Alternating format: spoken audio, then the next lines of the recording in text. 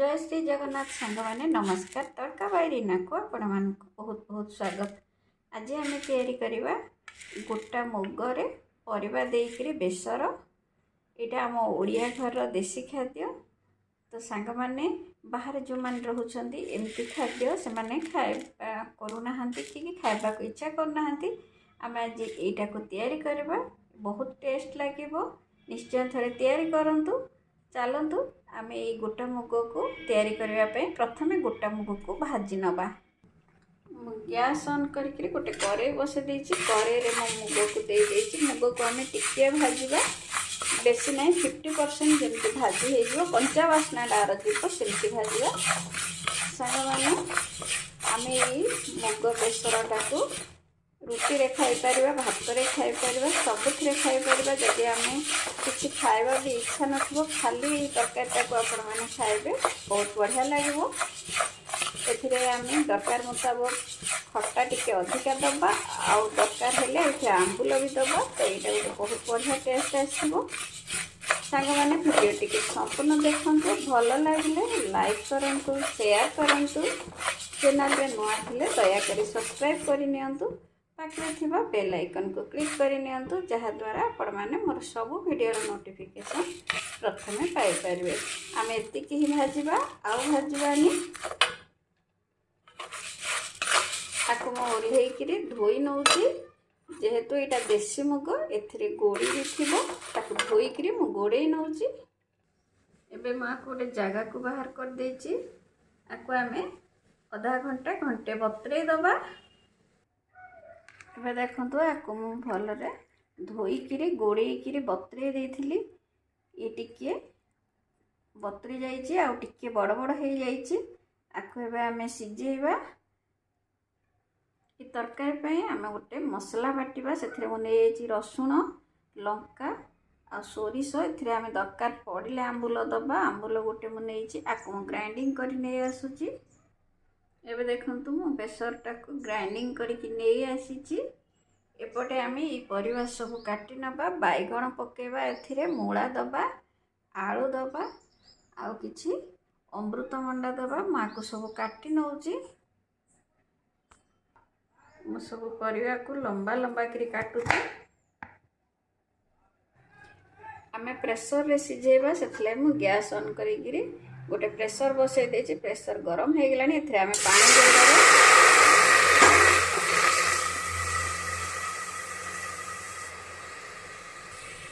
तापर धोई रखिथिबा मुग को देबा। एबे एथिरे दे दबा स्वाद अनुसार लूण।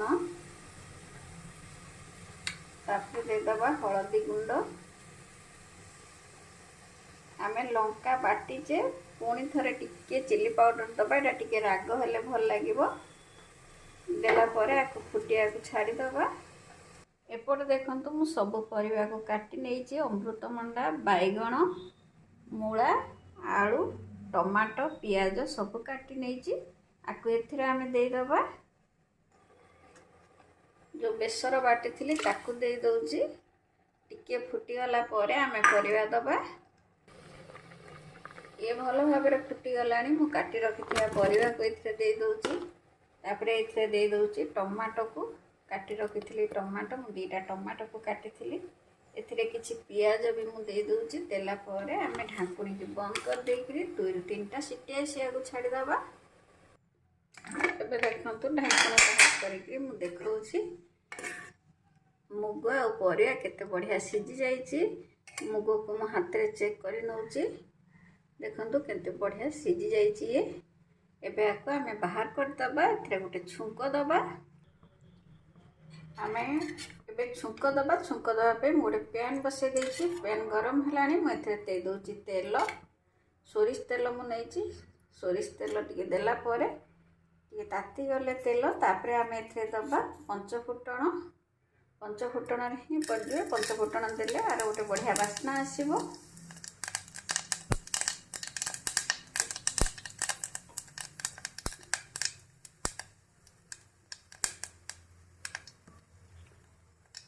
फुटण भलरे हो गलानी। तापरे मु एथिरे दे दउची पियाज और कंचा लंका।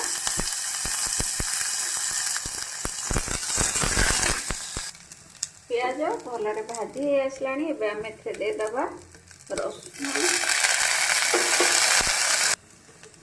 ମୁଁ ଦେଇଦେଇଛି ଭୃସଙ୍ଗ, ରସୁଣ ଆଉ ଗୋଟେ କଞ୍ଚା ଲଙ୍କାକୁ ଚିରିକି ଦେଇଛି। ଆକୁ ଆଉ ଏଥିରେ ଦେଇଦେବା ରସୁଣ ଆଉ ପିଆଜ ଦୁଇଟା ଆକୁ ଦେବା। ଏଥିରେ ବହୁତ ବଢ଼ିଆ ବାସ୍ନା ହେବ। ଶୁଙ୍କ ଏବେ ପୁରା ହେଇଗଲାଣି। ମୁଁ ଏଥିରେ ମୁଗକୁ ଦେଇକି ଟିକେ ଘାଣ୍ଟି ନେବା। ଏବେ ମୁଁ ଦେଇଦେଉଛି ଏଥିରେ ଆମ୍ବୁଲଟିକୁ। ଆମ୍ବୁଲ ଆଗରୁ ଦେଲେ ବହୁତ ଖଟା ହେଇଯିବ। ସାଙ୍ଗମାନେ ଆମେ ପାଣିକୁ ଟିକେ ଭାଗ ମାପରେ ଦେବା। ଏମିତି ଟିକେ ବହଳା ହେଇକି ରହିଲେ ହିଁ ଭଲ ଲାଗିବ, ବେଶୀ ପାଣିଆ ହେଇଗଲେ ଭଲ ଲାଗିବନି। ଏବେ ରେଡ଼ି ହେଇଯାଇଛି ଆମର ଗୋଟା ମୁଗ ବେସର। ମୁଁ ଆକୁ ଗୋଟେ ପ୍ଲେଟ୍କୁ ବାହାର କରି ନେଉଛି। ଏବେ ଦେଖନ୍ତୁ ରେଡ଼ି ହେଇଗଲା ଆମର ଗୋଟା ମୁଗ ପରିବା ବେସର। ଏମିତି ବନାନ୍ତୁ। କେମିତି ଲାଗିଲା ମୋ ସହିତ ନିଶ୍ଚୟ କମେଣ୍ଟରେ ସେୟାର କରନ୍ତୁ। ରହିଲି, ଜୟ ଜଗନ୍ନାଥ। ପୁଣି ଦେଖା ହେବ ଆଉ ଗୋଟେ ନୂଆ ଭିଡ଼ିଓରେ। ସେତେବେଳେ ପର୍ଯ୍ୟନ୍ତ ରହିଲି।